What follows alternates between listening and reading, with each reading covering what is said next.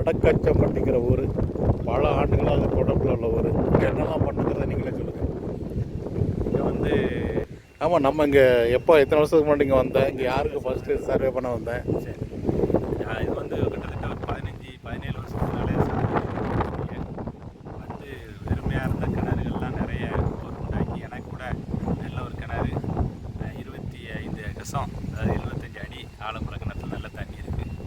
இன்னும் எங்களுக்கு 2-3 போர் கூட சார் தான் பிடிச்சி கொடுத்தாங்க. அதுதான் இப்போ அந்த தென்னை மரங்கள் எல்லாம் செடிகளுக்கு பயிர் வகைகள் போட முடியுது. இப்போ கூட நம்ம தம்பிக்கு வந்து சாரை கூப்பிட்டு இது பக்கத்தில் ஒரு தோட்டம் இருக்குது, அதில் 17 வருஷத்துக்கு முன்னால் பிடிச்ச போர் இப்போ வந்து அதானங்க தோட்டம். ஆமாம், அவங்க அப்பா காலத்தில் பார்த்தது. ஆமாம், 2 தண்ணி வெளியே வந்துக்கிட்டு இருக்கு. ஆமாம், 2 பாயிண்ட் கொடுத்தேன். இன்னும் நல்லா ஓடுது இல்லை? நல்லா ஓடுது சார், சூப்பராக ஓடுது. அதான் திரும்பவும் உங்களை அங்கே அந்த இடத்துக்கு கூப்பிட்டு வந்து பல முறை வந்திருக்க முடியல. பல முறை உங்கள் மூலம், ஆசிரியர் மூலம் ஒரு 10 கிணறுக்கு மேலே பிடிச்சி கொடுத்துருப்போம். போருக்கும் கணக்கு இல்லாத போர். இவங்க அண்ணாச்சி இடத்துக்கு நம்ம பார்த்து கொடுத்த ஊரில் தான் இவ்வளோ தோட்டம் வச்சுருக்காங்க.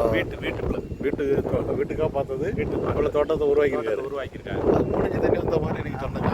நீ இப்போ சாதாரண கோடைக்கு 2 தண்ணி வெளியே அதாவது விஞ்ஞானத்தை நம்பினா எப்படி 90-97% சக்ஸஸ் ஆகிடும். நான் பார்க்கக்கூடிய எனது சில தவறுகள், சரியாக நான் கவனிக்காமல் விடுற சில விஷயங்கள், ரொம்ப அரிதாக சில டெக்னிக்கல் ஃபால்ட் வரும். அப்படி இடங்களில் தான் ஃபெயிலியர் ஆகுமே ஒழிய மற்றபடி 100க்கு 93-97% சக்ஸஸ் ஆகும். இது வெறுங்காடாக இருக்குது, அதனால் அது உள்ளபடியான ரிசல்ட் வரும். முன்னாடி நீங்கள் தோட்டக்காட்டில் பைப் லைன் எதுவுமே போடல. அவங்க அப்பா காலத்தில் கம்பி அடித்து பார்த்தோம். அது டெக்னாலஜி வேறு.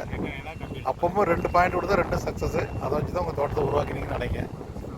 சரி, ஸோ விஞ்ஞானத்தை நம்புவோம். விஞ்ஞானம் தான் வளர்ச்சி. அதுதான் அறியாமைங்கிற இருளை அகற்றும். கல்விங்கிறது தான் நம்மளை வாழ வைக்கும். நம்மளை மனிதனாக இருக்க வைக்கிறதே கல்வி தான்.